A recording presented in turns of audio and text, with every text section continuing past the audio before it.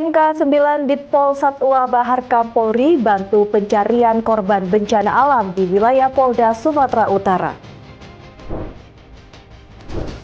Bea Cukai Jawa Tengah, Daerah Istimewa Yogyakarta musnahkan rokok dan miras ilegal hasil penindakan dari Januari hingga November 2025. Timnas Indonesia resmi meluncurkan koleksi jersey terbaru yang akan dikenakan saat perhelatan SEA Games 2025 di Thailand. Halo, selamat pagi pemirsa setia Berita Nasional TV. Senang sekali Berita Nasional Pagi kembali hadir menyapa Anda. Selain 3 berita utama tadi, akan ada informasi lainnya dari dunia politik, ekonomi, hingga isu sosial yang sedang hangat diperbincangkan. Bersama saya, Restu Wulandari.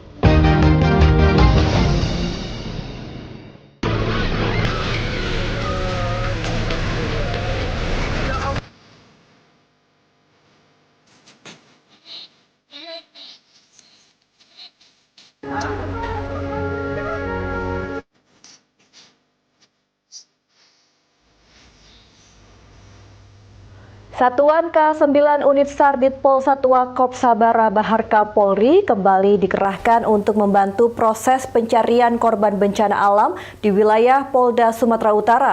Setibanya di lokasi, tim Satuan K9 langsung melakukan penyisiran. Dalam operasi ini, Polri menerjunkan 10 personil serta 4 anjing pelacak K9 dengan spesialisasi kadaver atau pencarian jenazah. Kegiatan dipimpin oleh Kompol Kadarman selaku Pawas bersama Ibtu Erasmus sebagai Katim K9 serta para handler dan personil pendukung lainnya.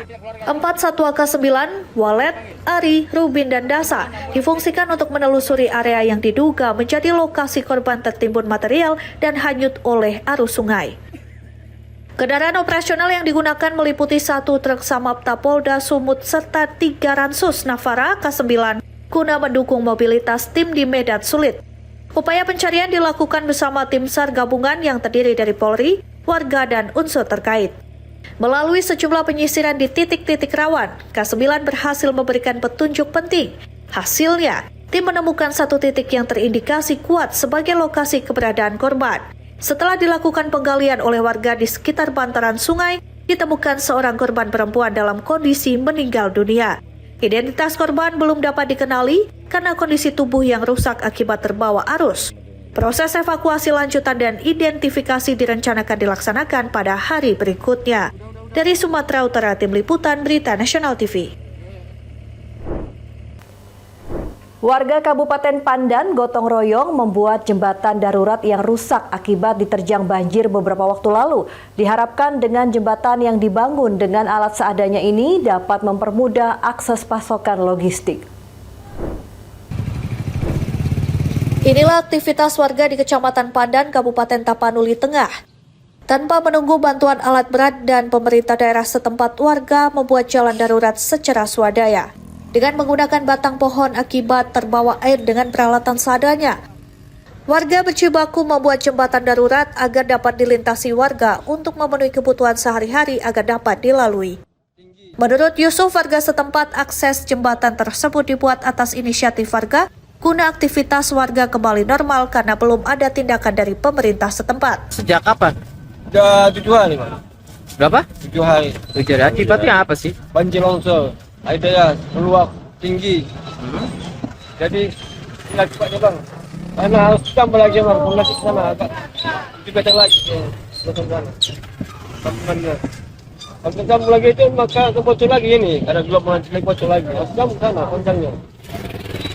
Bang, ini akses jalan utama warga sini atau seperti apa? Sebelumnya, Bang. Itu Ada akses yang lain. Ada akses yang lain dari belakang. Tapi sudah terendam lumpur. Jembatan mengalami kerusakan jalan terjadi setelah curah hujan tinggi memicu longsor dan banjir bandang di sejumlah daerah. Terlebih lagi saat ini kondisi listrik belum menyala, sehingga membuat warga kesulitan mengakses fasilitas umum seperti pasar dan layanan kesehatan. Dari Sumatera Utara, Theo Fandi, Berita Nasional TV. Ya, masih terkait bencana di Sumatera, pemirsa, Polda Sumatera Utara kembali menyalurkan bantuan logistik bagi warga yang terdampak bencana alam di sejumlah wilayah yang terdampak korban banjir. Bantuan logistik diberikan berupa bahan pokok makanan berupa sayur mayur. Bencana banjir dan tanah longsor yang terjadi dalam beberapa hari terakhir di Provinsi Sumatera Utara membuat sejumlah wilayah lumpuh dan warga terpaksa mengungsi. Polda Sumut menurunkan tim bantuan kemanusiaan disertai logistik untuk masyarakat yang terdampak, khususnya di daerah Tapanuli Tengah, Sibolga, dan Tapanuli Selatan. Bantuan yang disalurkan meliputi makanan siap saji, air minum, obat-obatan, selimut, perlengkapan bayi hingga peralatan darurat dan bahan pokok makanan. Menurut Kabid Humas Polda Sumatera Utara, Kombes Pol Ferry Walintukan, merupakan bentuk kepedulian kepada masyarakat yang terkena bencana. Bantuan yang diberikan berupa bahan pokok makanan seperti makanan juga diterjunkan untuk membantu evakuasi warga dan membuka akses jalan yang tertutup material longsor. Pesawatnya tadi berangkat dari Bandara Silangit dan saat ini sudah membawa bahan bantuan ke Bandara Pinang Sori. Jadi bantuan logistik ini akan didistribusikan seperti apa, Pak? Melalui apa, Pak? Iya, nanti kami akan distribusikan dari 2 tempat. Yang pertama di Gor Pandan, di Tapteng, dan nanti akan kami bawakan juga di Polres Sibolga. Bantuan yang diberikan Polda Sumatera Utara nantinya disebar melalui jalan darat untuk dapat dibagikan ke posko bencana alam. Dari Sumatera Utara, Theo Fandi, Berita Nasional TV. Kementerian Lingkungan Hidup akan memanggil sejumlah perusahaan yang diduga sebagai penyebab banjir bandang dan longsor di Sumatera. Terdapat 8 perusahaan yang akan dimintai penjelasan soal dugaan pelanggaran lingkungan. Mulai memanggil.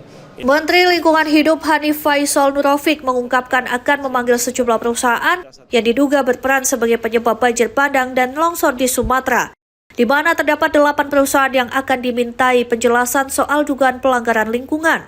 Hal ini diungkapkan oleh Menteri Lingkungan Hidup Hanif Faisal usai menggelar rapat bersama Komisi 12 DPR RI di Gedung Parlemen Senayan, Jakarta pada Rabu siang. Hanif menjelaskan bahwa pihaknya akan memanggil dan mendalami keterangan sebagian perusahaan terkait adanya dugaan pelanggaran. Mengingat selain cuaca yang buruk, banjir bandang di Sumatera juga dipicu dengan adanya pembalakan liar di hulu sungai. Hanif mengakui sebagian besar perusahaan telah mengantongi izin. Pihaknya tidak segan memberikan sanksi administrasi hingga pidana jika terbukti melanggar.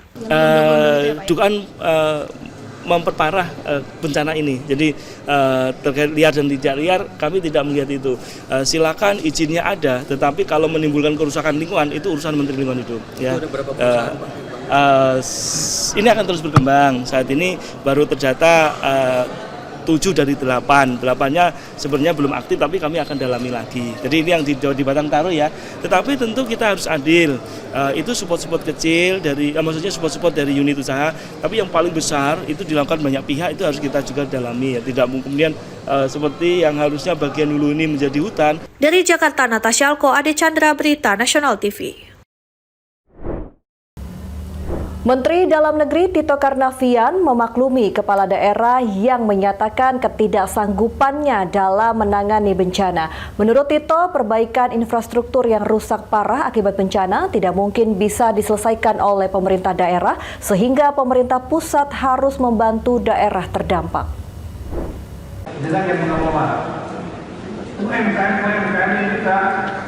Hal tersebut diungkap Menteri Dalam Negeri Tito Karnavian di kantor Kemendagri Gambir, Jakarta Pusat, Selasa siang. Tito mengaku memaklumi apabila ada kepala daerah menyatakan tak kesanggupannya dalam menangani bencana banjir dan tanah longsor yang melanda 3 provinsi di Sumatera. Tito menambahkan perbaikan infrastruktur besar yang rusak akibat bencana hampir tak mungkin bisa diselesaikan oleh pemerintah daerah. Untuk itu, Tito memastikan pemerintah pusat hingga pemerintah provinsi bakal membantu daerah-daerah tersebut dalam upaya lanjutan pasca bencana. Dorongan untuk upaya kemandirian Pemda untuk penanganan bencana, Pak? Ya, kalau bencananya kecil, daerah bisa atasi. Banyak banjir kecil ya ditangani. ya, longsor kecil ditangani. Tapi kalau sekelasnya yang bencana Sumatera, ya daerah nggak mampu. Yang terisolir seperti daerah Aceh Tengah itu, Takengon, mana mungkin mereka akan mampu? Kenapa? Karena mereka semua jalannya putus semua, hanya bisa dari udara saja. Mana mungkin dia kan nggak punya pesawat. Yang punya pesawat dia dari pusat. Seperti diketahui, rentetan banjir bandang dan tanah longsor dahsyat yang menerjang Aceh sejak pekan terakhir November 2025 memaksa 3 kepala daerah di provinsi tersebut mengeluarkan langkah administratif yang jarang terjadi. Ketiga kepala daerah itu secara resmi menyatakan ketidaksanggupan daerah masing-masing dalam menangani bencana besar itu, lalu mengirimkan surat permohonan bantuan kepada pemerintah Provinsi Aceh. Dari Jakarta, Dio Malal, Berita Nasional TV.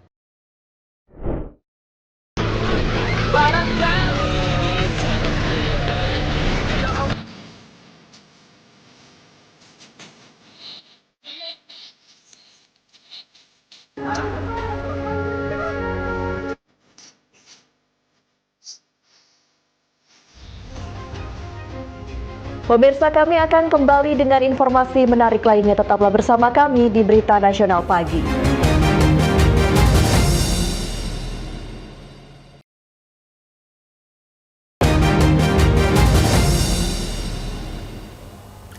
Anda kembali bersama kami di Berita Nasional Pagi. Pemirsa, kantor Bea Cukai Jawa Tengah dan Daerah Istimewa Yogyakarta memusnahkan puluhan juta batang rokok dan puluhan ribu liter minuman keras ilegal. Produk yang dimusnahkan merupakan hasil penindakan dari Januari hingga November 2025.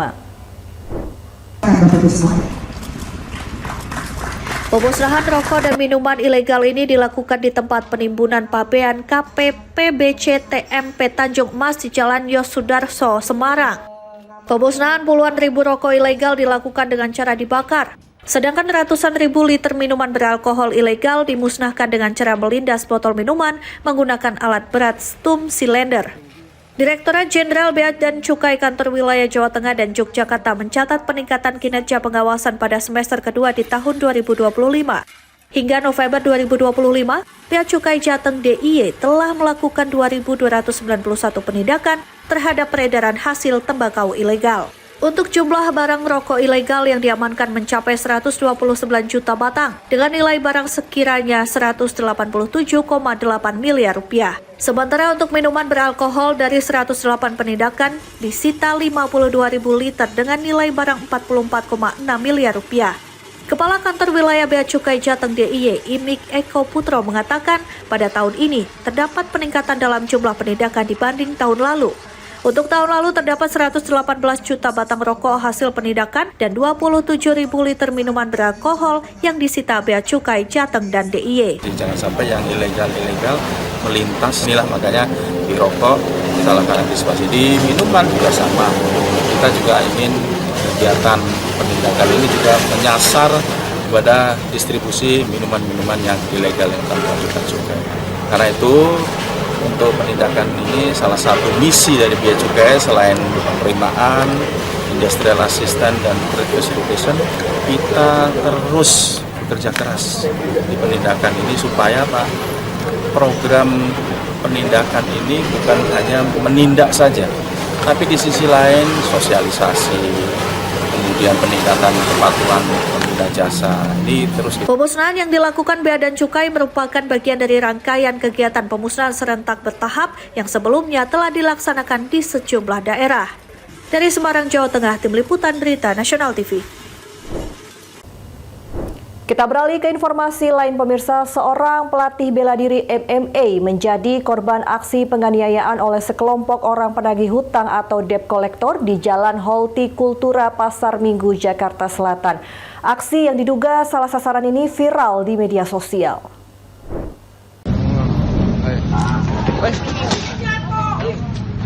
Inilah video viral saat pelatih bela diri MMA sedang menikmati makanan kemudian ditarik paksa sekelompok orang berbadan tegap di Jalan Hortikultura Pasar Minggu, Jakarta Selatan. Korban yang seorang diri pun coba melakukan perlawanan dan dibantu oleh beberapa orang warga sekitar. Aksi para pelaku pun terhenti dan langsung meninggalkan lokasi dengan sebuah mobil SUV berwarna putih. Diduga para pelaku mendatangi orang yang salah atau salah sasaran. Langsung begituin aja tuh dia. Ditarik gitu. Tarik aja jatuh. Sempet berantem mereka? Iya, sempat. Sempet berantem. Tapi saling kenal nggak tuh? Agak kenal sih katanya. Kagak kenal. Itu yang datang orang-orang badan tegap itu ada berapa orang? Ada berapa? 1, 2, 3, 4, 3 lah kok. Bertiga. Kita pakai mobil soalnya bang. Oh, pakai mobil. Duduk itu kayak Pajero apa Fortuner gitu. Ngomong apa tuh orang-orang itu bang bilangnya bang? Yang kedengeran? Kayak mana bos lu kayak gitu-gitu aja dia. Mana bos lu? Mana? Korban yang telah dihubungi berencana melaporkan kasus ini ke kepolisian dan mencari para pelaku yang diduga kuat merupakan komplotan debt collector suruhan seseorang. Dari Jakarta, tim liputan Berita Nasional TV. Seorang asisten rumah tangga di kota Bandar Lampung ditangkap polisi usai mencuri emas dan uang asing milik majikannya. Mirisnya, aksi pencurian tersebut melibatkan anaknya yang masih berusia di bawah umur. Inilah rekaman kamera CCTV yang menampilkan aksi seorang asisten rumah tangga berinisial MO melakukan pencurian di rumah majikannya di Kecamatan Enggal, Kota Bandar Lampung, Lampung pada 10 November 2025. Dalam rekaman tersebut terlihat tersangka memerintahkan anaknya yang masih berusia di bawah umur untuk membuka kamar korban dengan masuk ke dalam kamar melalui jendela. Dari situ, wanita ini kemudian menggondol perhiasan emas seberat 17 gram, logam mulia seberat 3 gram, 23 lembar uang asing dari berbagai negara milik korban yang jika ditotal senilai 100 juta rupiah. Wakapolresta Bandar Lampung AKBP Erwin Irawan mengatakan asisten rumah tangga tersebut berhasil ditangkap beberapa hari setelah melakukan pencurian.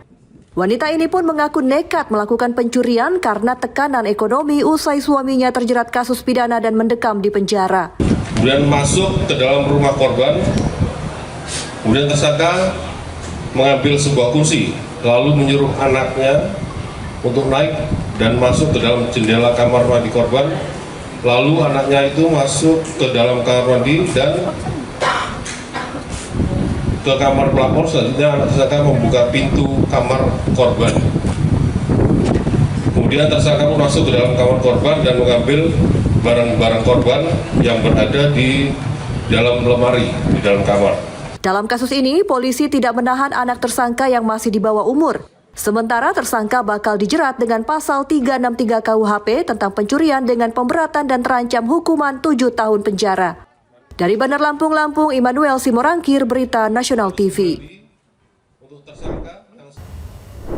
Beralih ke informasi lain pemirsa, persoalan pengelolaan sampah yang dulu dianggap sekedar masalah operasional kini telah berkembang menjadi isu strategis nasional yang menuntut langkah cepat dan terukur. Kementerian Dalam Negeri melalui Ditjen Bina Administrasi Kewilayahan mulai tancap gas mempercepat transformasi tersebut.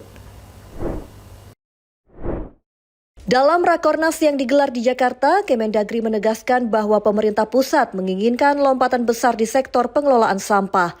Arah kebijakan nasional kini difokuskan pada percepatan pelaksanaan Peraturan Presiden Nomor 109 Tahun 2025 yang menjadi kerangka utama dalam pengembangan pengolahan sampah menjadi energi listrik atau PSEL. Salah satu tantangan terbesar adalah pemenuhan skala ekonomi. PSEL membutuhkan pasokan minimal 1.000 ton sampah per hari untuk dapat beroperasi secara efisien. Untuk memenuhi jumlah tersebut, daerah tidak bisa bekerja sendiri. Kawasan aglomerasi seperti Bogor, Bekasi, dan Denpasar Raya didorong untuk memperkuat kolaborasi lintas batas administratif.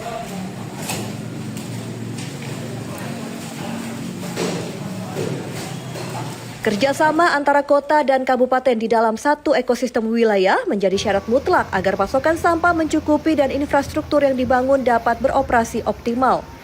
Meski kerangka regulasi sudah tersedia, sejumlah catatan krusial masih menjadi pekerjaan rumah bersama. Sejumlah daerah belum merampungkan status lahan yang harus dipastikan clean and clear sebelum pembangunan dimulai.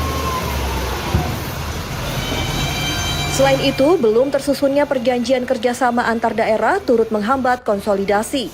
Di beberapa wilayah, akses jalan menuju lokasi pengolahan sampah juga belum memadai, sehingga perlu segera diselesaikan demi mendukung kelancaran proyek. Dengan penguatan sinergi antara pemerintah pusat, pemerintah daerah, dan sektor swasta, proyek ini diharapkan menjadi tonggak awal transformasi besar pengelolaan sampah di Indonesia. Dari Jakarta, Theo Fandi, Berita Nasional TV. Menteri Lingkungan Hidup Hanif Faisal menyampaikan bahwa pihaknya telah menyelesaikan kasus paparan cesium 137 di Cikande, Serang, Banten. Hanif menyebut Bareskrim telah menetapkan PT PMT sebagai tersangka. Minggu depan sudah Menteri Lingkungan Hidup Hanif Faisal menjelaskan bahwa hingga kini pemerintah masih perlu membangun interim storage permanen sebagai lokasi jangka panjang untuk bahan-bahan yang terkontaminasi cesium 137. Pasalnya, bahan-bahan yang terkontaminasi tersebut masih ditempatkan sementara di gudang PT PMT. Adapun Hanif menegaskan penyidikan oleh Bareskrim telah menetapkan PT PMT sebagai tersangka dalam kasus paparan cesium 137 di Cikande, Serang, Banten. Selain itu, Kementerian Lingkungan Hidup juga akan memusnahkan bahan cengkeh yang sempat terkontaminasi di Surabaya. Bahan-bahan yang terkontaminasi cesium 137 yang hari ini kita tempatkan di gedung PMT. Proses terakhir dari Bareskrim telah menetapkan PMT sebagai tersangka dari kasus ini. Kemudian penanganan yang lain sepertinya sudah tuntas, tinggal cengkeh yang ada di Surabaya itu ada sekitar 13,5 ton. Nah ini karena sudah tutup tahun tapi sudah diamankan cengkehnya, insya Allah Januari kami akan musnahkan. Jadi menunggu penyelesaian anggaran kita. Kemudian dari penanganan sampah juga kami sampaikan terjadi progres yang merambat meskipun tidak cepat. Dari konstruksi terakhir penanganan sampah kita di awal di angka kurang dari 14% penanganan sampah real di lapangan oleh pemerintah kabupaten kota. Dari Jakarta, Natasha Alko, Ade Chandra, Berita Nasional TV. Informasi berita lainnya akan kami hadirkan usai jeda berikut ini. Tetaplah bersama kami di Berita Nasional Pagi.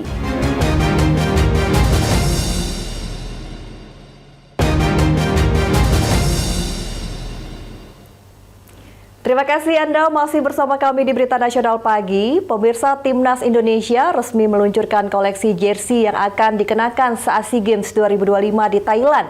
Dengan mengangkat tema Spirit of the Nation, desain yang memadukan budaya Nusantara dengan sentuhan modern menjadikannya bukan sekedar pakaian tanding, melainkan simbol tradisi dan kreativitas yang dibawa ke arena kompetisi.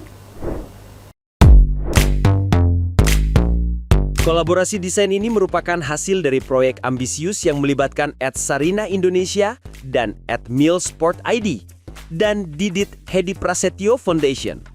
Mereka berupaya keras untuk menerjemahkan kekayaan budaya Toraja yang sangat kental menjadi desain jersey yang kontemporer dan modern tanpa kehilangan esensi akarnya. Motif Toraja dipilih sebagai bintang utama pada jersey ini, menandakan identitas yang mendalam dan membawa cerita warisan leluhur ke kancah olahraga internasional. Terdapat 3 varian warna yang telah dirilis secara resmi. Warna merah dan putih menjadi pilihan utama untuk home dan away kit, merepresentasikan identitas nasional yang tak terpisahkan dari bendera negara. Sementara itu, varian ketiga hadir dengan warna hijau army yang unik, yang dipilih sebagai kit alternatif. Warna hijau bumi ini secara spesifik hadir sebagai simbol dan representasi dari kesuburan alam tropis Indonesia yang melimpah dan kekayaan flora faunanya. Proses pemilihan warna dan motif ini dijelaskan tidak dilakukan secara sembarangan, melainkan melalui pertimbangan matang untuk memberikan makna yang mendalam di setiap helai kain. Dengan perpaduan antara nilai tradisi Toraja yang kaya detail dan estetika desain modern yang bersih, jersey ini diharapkan mampu membangkitkan semangat juang para atlet, sekaligus memperkenalkan dan membanggakan budaya Indonesia di mata dunia pada gelaran olahraga regional tersebut. Dari Jakarta, Tim Liputan Berita Nasional TV.